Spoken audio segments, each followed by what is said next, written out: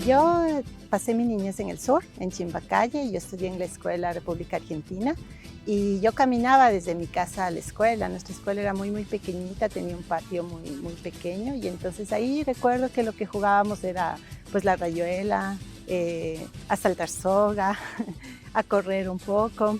Y recuerdo con especial cariño a una maestra que se llamaba la señorita Marta, que ella fue mi maestra 2 o 3 años, y ella fue quien un poco nos inculcó a todos, de hecho sus niños, esta necesidad de explorar, de ser creativo, de jugar, y en el jugar ir descubriendo cosas, ¿no? E ir experimentándolas, que un poco es la base del conocimiento científico. Y entonces, eso por un lado, y por otro lado la lectura, ¿no? Recuerdo los textos clásicos de nuestra época, el libro Terruño, por ejemplo, o el escolar ecuatoriano. Entonces, claro, ahí te venía la materia de matemáticas, de lengua, de todo, ¿no? Pero también había segmentos de pequeñas poesías. Y entonces es como que la poesía también fue marcando en mí ciertas, digamos, ciertos entenderes de la vida, ¿no? Sueña el rico en su riqueza, que más cuidados le ofrece. Sueña el pobre que padece su miseria y su pobreza. Y en el mundo, en conclusión, todos sueñan lo que son, aunque ninguno lo entiende. Yo sueño que estoy aquí, de estas prisiones cargado, y soñé que en otro estado más lisonjero me vi. ¿Qué es la vida? Un frenesí, una sombra, una ficción, que toda la vida es sueño, y los sueños, sueños son.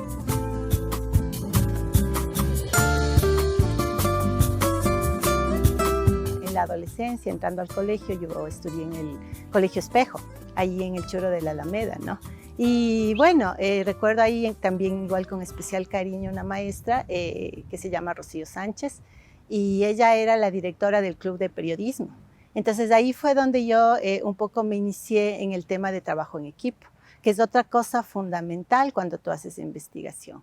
Cualquier aporte que tú quieras hacer, no lo vas a hacer solo o sola. Lo vas a hacer acompañado con otras personas que también quieran, de cierta manera, trabajar en lo que tú estás trabajando, ¿no?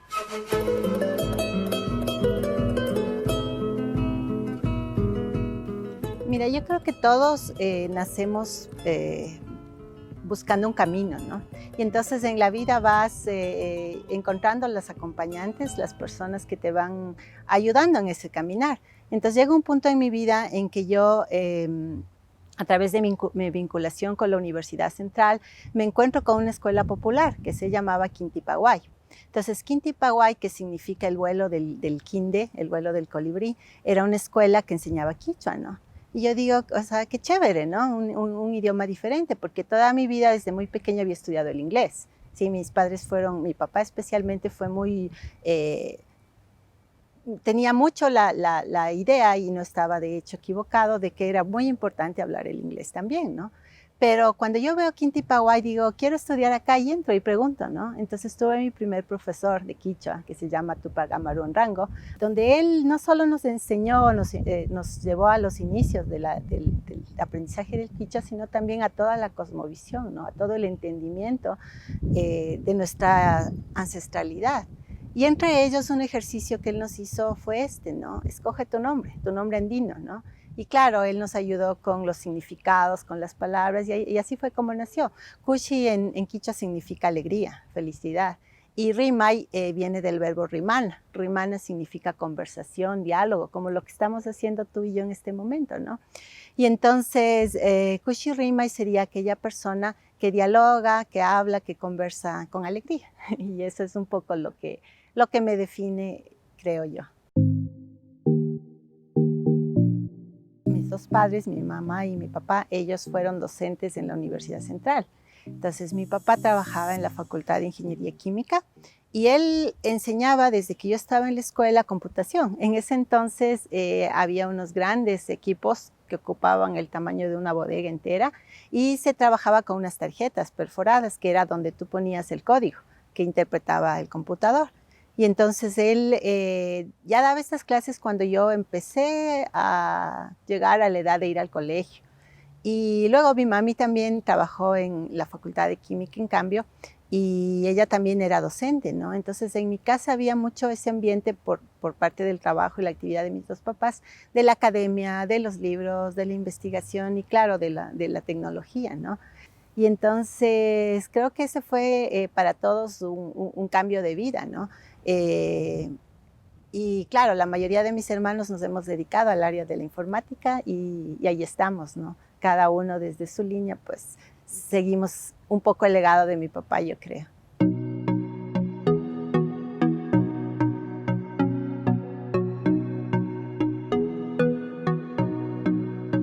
Mira, mi camino ya formal en la investigación científica empieza más o menos en el año 2011, cuando por el contexto incluso que había a nivel del sistema de educación superior, a quienes éramos docentes universitarios se nos pone la propuesta de doctorarnos, ¿no? Lo primero que yo me pregunté al inicio de esa jornada era, bueno, ¿qué problema quiero ayudar a resolver, no? ¿Dónde puede ser útil mi energía, mi aporte, ¿no? Y claro, problemas en la planeta, en la vida, en la humanidad hay muchísimos, ¿no? Pero como mi vocación siempre ha sido la docencia, siempre pensé solucionar algo que tenga que ver con la educación. Y bueno, todos sabemos pues, que está en la Convención de Derechos Humanos, en la Convención de Derechos de los Niños, Niñas y Adolescentes y en la Convención de los Derechos de las Personas con Discapacidades, uno de los derechos básicos es el derecho a la educación. Ahora, hay muchos niños, niñas que no tienen la oportunidad de ejercer plenamente ese derecho por condiciones del entorno, justamente, ¿no? Y ahí es donde entra la tecnología. Entonces descubrí que hay cierto tipo de plataformas informáticas que actualmente permiten que personas que están en lugares muy alejados o que por cualquier situación no pueden físicamente acudir a una escuela, de todas maneras pueden tener experiencias de aprendizaje a través de plataformas en línea, ¿no? Y ese fue el tipo de, digamos, de tecnología informática en la que yo me propuse aportar. Entonces, las plataformas masivas en línea permiten que muchas personas a la vez puedan estudiar. Esa masividad hace que, por ejemplo, hubo una plataforma que llegó a tener 150,000 estudiantes en un solo curso al mismo tiempo. Y luego, hablando de estadísticas, vimos que a nivel mundial, la estadística general de personas que tienen algún tipo de discapacidad llega al 15%. Entonces, si tú sacas ese porcentaje de 150,000 personas, necesariamente vas a tener un conjunto importante de estudiantes que van a tener algún tipo de discapacidad. Y la pregunta era, bueno, ¿cuáles son las barreras que estas personas que quieren estudiar enfrentan cuando usan una plataforma en línea para seguir un curso? Y por ahí fue la investigación, ¿no? Primero lo enfocamos a personas de la tercera edad, dado que ahí se te van conjugando cosas, ¿no? Pierdes la vista, pierdes el oído, pierdes la cognición, la motricidad, y todo eso te dificulta el uso de la tecnología, ¿no? Y vimos que, recuerdo que tomamos cursos de todos los continentes, como una pequeña muestra, ¿no? Y vimos que ninguno de ellos era completamente libre de barreras, lamentablemente para las personas de tercera edad. De hecho, esa fue la primera investigación que se me publicó en el año 2013 y es la que a la fecha más citas tiene. Porque un poco el impacto que tú puedas llegar a tener depende del hecho de que alguien más tome la punta de ese hilo y lo continúe desenrollando, ¿no? Y entonces eso en el mundo científico se ve a través de las citas, ¿no? Luego pasamos a trabajar en otro tipo de discapacidades para estudiantes invidentes, para estudiantes sordos o sordos ciegos, que sería la combinación de las dos cosas, cuando hay problemas cognitivos. Luego vimos que el campo se ampliaba mucho más porque no necesariamente tú naces con una discapacidad y es permanente en ti.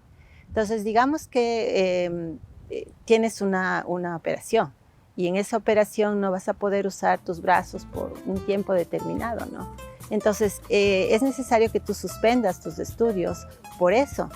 ¿O no será que la tecnología debe darte las rampas digitales que se llaman para que tú puedas seguir con tus estudios durante tu tiempo de recuperación? Entonces, la verdad, nadie está libre de tener una discapacidad en tu vida, sea en tu propio cuerpo o sea de las personas más cercanas a ti.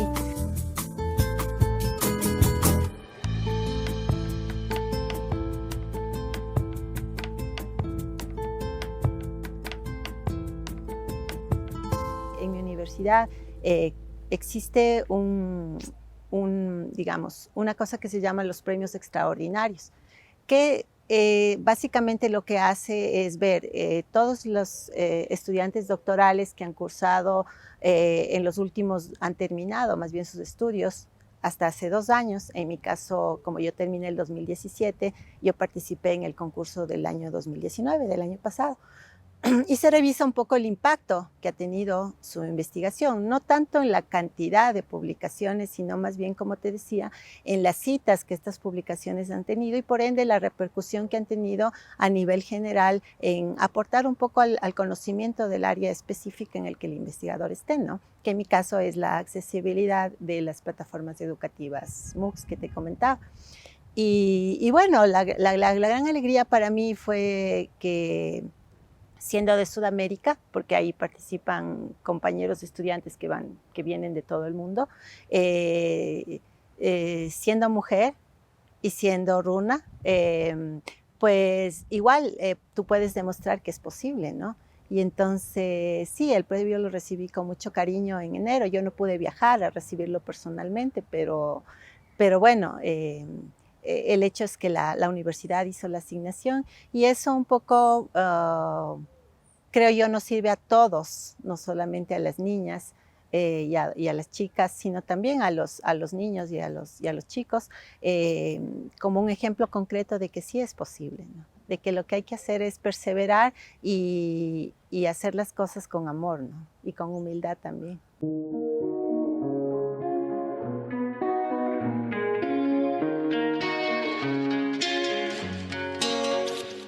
Yo sí tengo una pasión por la ciencia en general, pero si hay una ciencia que yo la llevo no solamente en mi mente, sino sobre todo en mi corazón y en mi ser mismo, es la ciencia del yoga.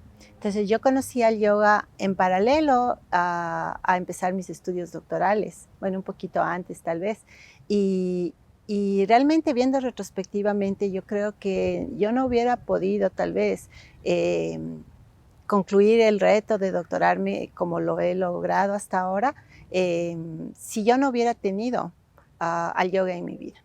Entonces, el yoga es una ciencia, de hecho, porque sigue un método experimental. Tú lo experimentas en ti mismo. En primera instancia, tú lo empiezas experimentando en tu cuerpo, a través de las posturas que se llaman las asanas, ¿no? Y las posturas te van enseñando a conocer tu cuerpo y a respetarlo y a cuidarlo. Pero luego vas profundizando y vas viendo que el yoga va más allá del cuerpo, hacia tus pensamientos mismos, hacia tu mente, hacia tus emociones, ¿no? Y vas viendo cómo el yoga en la práctica te va ayudando a discernir, te va ayudando a tener una mejor intuición, te va ayudando con la ecuanimidad, es decir, esta capacidad que tenemos de mantenernos en calma más allá de las circunstancias del entorno, ¿no? Y la calma es importante no solamente en el fracaso, sino también en el éxito. Entonces, cuando te va mal hay que estar en calma y cuando te va bien también hay que estar en calma.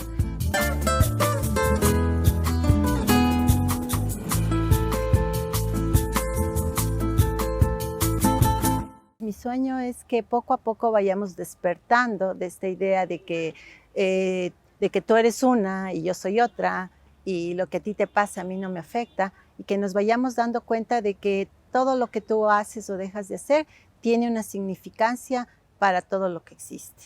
Entonces es un sueño muy, digamos, grande, pero lo vas logrando poco a poco en ti mismo, ¿no? Y en la gente que te rodea a través de lograr un poquito más de conciencia. Mi nombre es Sandra Sánchez Gordón, mi nombre etnino es Kushi Rimay, soy docente e investigadora de la Facultad de Ingeniería de Sistemas en la Escuela Politécnica Nacional.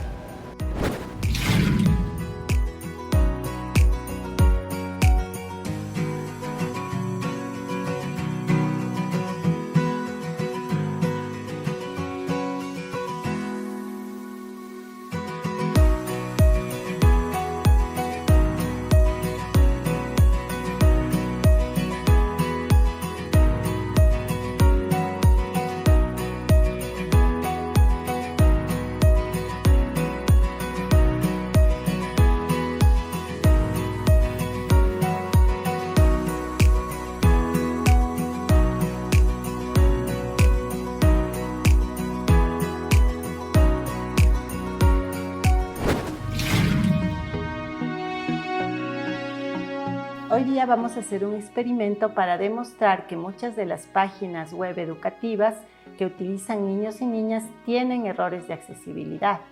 Vamos a utilizar la página web en español de NASA, que se llama Space Place. Paso 1, abrir el navegador y buscar NASA Space Place español. Paso número 2, abrir otra pestaña de navegador y buscar la herramienta Wave, W-A-V, accesibilidad.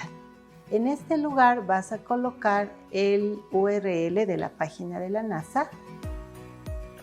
Aquí donde te pide la dirección, le das clic en Enter y esperas. En este momento está procesando la herramienta y nos va a indicar en esta parte de acá la cantidad de errores, 6, la cantidad de problemas de colores, 3, algunas alertas y también cosas positivas que tiene esta página, ¿no?